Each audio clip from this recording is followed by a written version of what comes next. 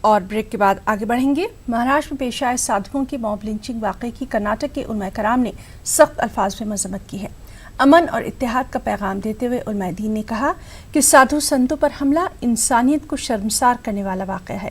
انہوں نے کہا کہ کسی بھی شخص کو بے رحمی سے پیٹ کر قتل کرنے کی کوئی بھی مذہب اور سماج ہرگز اجازت نہیں دیتا۔ حکومت کو چاہیے کہ وہ ہجومی تشدد کی روک تھام کے لیے سخت قانون بنائے۔ واضح ہے کہ حال ہی میں مہاراشٹر کے پال گھر میں 2 سادھو سمیت 3 افراد کا ہجوم نے پیٹ پیٹ کر قتل کر دیا تھا۔ دیکھیے، موب لنچنگ یا قتل کسی بھی مذہب کے ماننے والا کا ہو، انسان کی جان جو ہے وہ سب سے زیادہ قیمتی ہے۔ جان سے بڑھ کر کے تو کوئی ہے نہیں، کسی کی بھی جان ہو، جان ہوتی ہے، اور اس جان کی حفاظت کے لیے سب کچھ قربان کیا جا سکتا ہے۔ کسی کو اس طریقے پر اجازت نہیں ملنی چاہیے کہ وہ کسی کی جان لے لے اور اس پر خاموش تماشائی بن کر کے حکومت بھی بیٹھی رہے، میڈیا بھی بیٹھے رہے، ملک کے عوام بھی زبان نہ کھولے۔ یہ تو کیا کرنا چاہیے حکومت کو؟ حکومت کو چاہیے کہ اس سمت میں جو ہے مضبوط قانون بنائے، نافذ کرے۔ جب تک سزائیں جاری نہیں ہوں گی اس پر روک نہیں لگے گی۔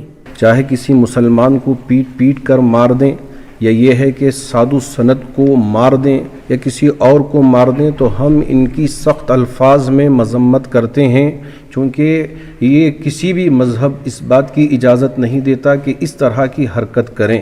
اس لیے ہم تمام علماء کرناٹک اور تمام تنظیمیں جو ہمارے کرناٹک میں ہیں، اس کی سخت الفاظ میں مذمت پیش کر رہے ہیں۔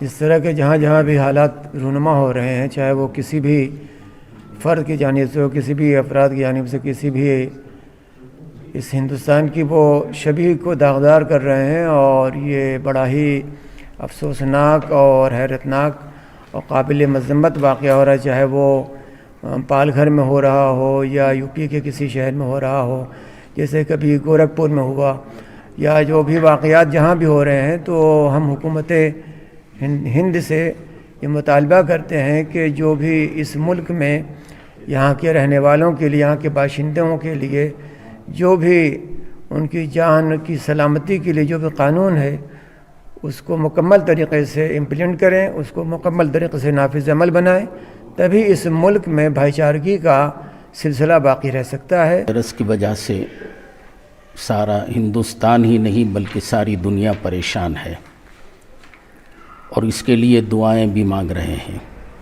مگر ہمارے ہندوستان میں یہ قانون ہے، اگر جنگل میں جانوروں کو مار دیا جائے تو اس مارنے والے کو قانونی طور پر سزا دی جاتی ہے، اور جانوروں سے زیادہ آج انسانوں کو قتل کیا جا رہا ہے، انسانوں کو مارا جا رہا ہے، اس پر کوئی قانون لاگو نہیں ہوتا۔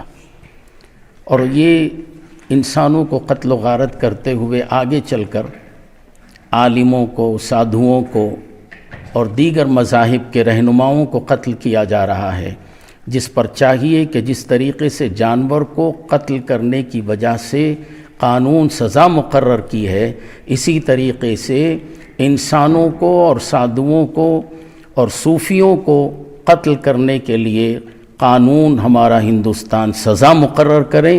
اگر ایسا نہیں ہوگا تو پھر سمجھ لیجئے کہ ہندوستان خطرے میں پڑ رہا